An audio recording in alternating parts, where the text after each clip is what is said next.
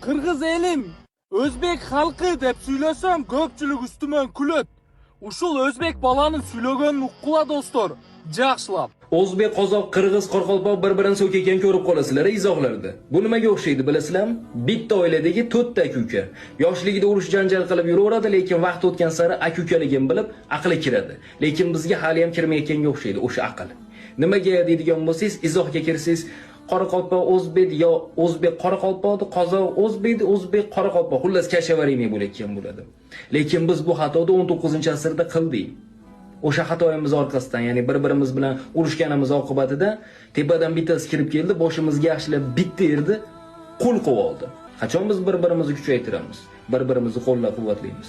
Asliga oladigan bo'lsangiz, 4 ta ukamiz xolos, bitta millatda 3 ta qavm. Bo'ldi shu xolos, bir-birimizni 90% tushunyapmiz.